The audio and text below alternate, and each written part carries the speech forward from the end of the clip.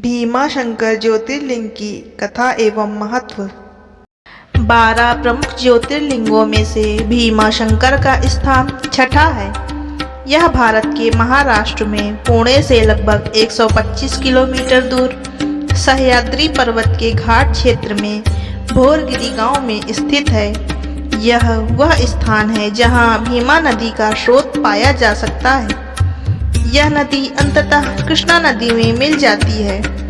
इस ज्योतिर्लिंग में स्थित शिवलिंग काफी मोटा है, इसलिए भीमाशंकर ज्योतिर्लिंग को मोटेश्वर महादेव के नाम से भी जाना जाता है। मान्यता है कि इस ज्योतिर्लिंग के दर्शन करने मात्र से व्यक्ति को समस्त दुखों से छुटकारा मिल जाता है। शिव पुराण के अनुसार तीर्थ भीमाशंकर का मूल स्थान असम में कामरूप स्थान में है, जो गुवाहाटी के पास स्थित है। यह तीर्थ स्थल मूल तीर्थ स्थल से अलग है, परंतु लोगों का इसके प्रति काफी आस्था है, जिसके कारण इस मंदिर में हर महीने हजारों की संख्या में श्रद्धालु दर्शन एवं पूजन के लिए आते हैं। यह मंदिर अत्यंत पुराना और कलात्मक है। भीमाशंकर मंदिर नागर शैली की वास्तुकला से बनी एक प्राचीन और नई संरचनाओं का सम्मिश्रण है। भीमाशंकर मंदिर विश्वकर्मा मूर्तिकारों के कौशल का प्रमाण है। इसका निर्माण 13वीं शताब्दी के आसपास हुआ था। शिखर जैसी संरचनाएं 18वीं शताब्दी में मराठा साम्राज्य के राजनेता नाना फड़नवीस द्वारा जोड़ी गई। माना जाता है कि मराठा शासक छत्रपति शिवाजी महाराज ने भी अपने दान के माध्यम से यहाँ पूजा की सुविधा प्रदान की थी। भीमाशंकर मंदिर अपनी वास्तुकला और पौराणिक महत्व के लिए अत्यधिक प्रसिद्ध माना जाता है। यहाँ के आसपास कई कुंड मौजूद हैं, जिन्हें मोक्ष कुंड, कुशारण्य कुंड, सर्वतीर्थ कुंड, ज्ञान कुंड आदि के नाम से जाना जाता है। इनमें से मोक्ष कुंड का संबंध महर्षि कौशिक से है। वहीं कुशारण्य कुंड की बात करें तो इसका उद्गम भीमा नदी से हुआ है।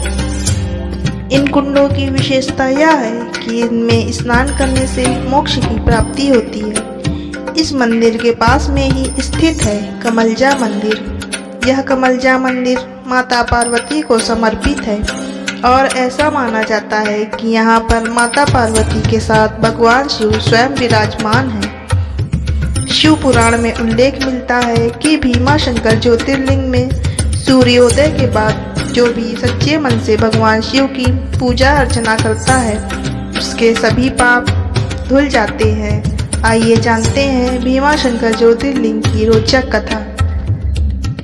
भीमाशंकर ज्योतिर्लिंग स्थापना की कथा।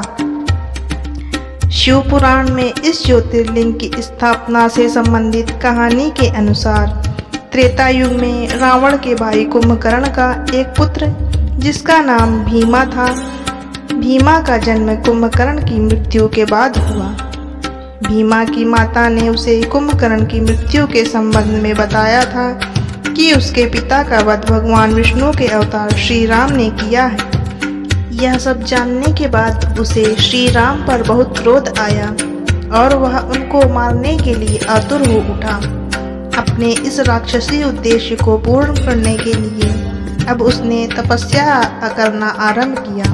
भीम ने ब्रह्मा जी की 1000 वर्षों तक घोर तपस्या की। ब्रह्मा जी ने प्रसन्न होकर उसे अपार शक्ति का आशीर्वाद दिया, जिसका उपयोग उसने दुनिया को आतंकित करने के लिए किया। ब्रह्मा जी के वरदान से भीमा बहुत शक्तिशाली हो गया और देवलोक पर अपना राज्य स्थापित कर लिया। फिर कामरू देश के राजा सुदक्षिणा को युद्ध में हराकर उसने सब कुछ लूट लिया और उसे बंदी बना लिया। राजा सुदक्षिण और उनकी पत्नी शिव के अनन्य भक्त थे।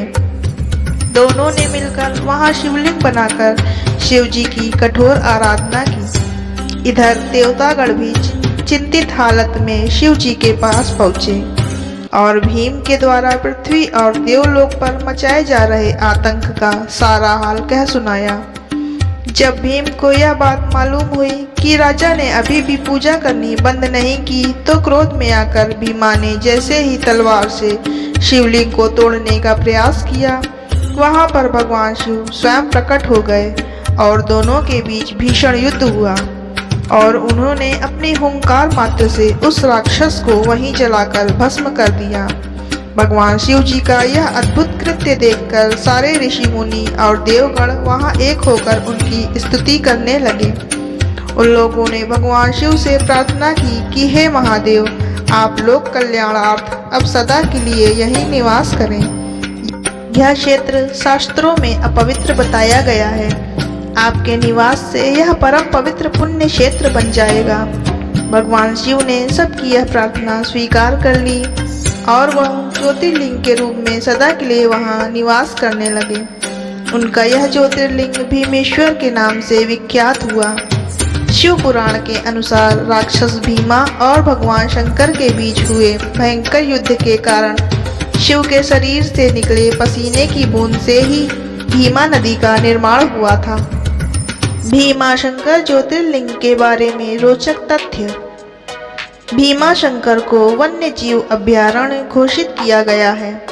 यह एक आरक्षित वन क्षेत्र है और चूंकि यह पश्चिमी घाट का हिस्सा है और दुनिया के 12 जैव विविधता वाले हॉटस्पॉट में से एक है, अभयारण्य स्थानिक वनस्पतियों और जीवों की एक बड़ी विविधता को आश्रय देता है। इसकी स्थापना 1984 में की गई थी। इसे भारतीय विशालकाय गिलहरी के आवास की रक्षा के लिए बनाया गया था। पर्यटक इस जगह की असाधारण प्राकृतिक सुंदरता और वन्य जीवन की महान विविधता का आनंद लेने के लिए यात्रा करना पसंद करते हैं। ज्योतिर्लिंग के दर्शन के साथ अभयारण्य के आसपास के कुछ अन्य प्रसिद्ध पर्यटक आकर्षणों में Bombay point, Nagphani point, Hanuman tank, Vanaspati point, Gupt Bhima Shankar आदि शामिल हैं।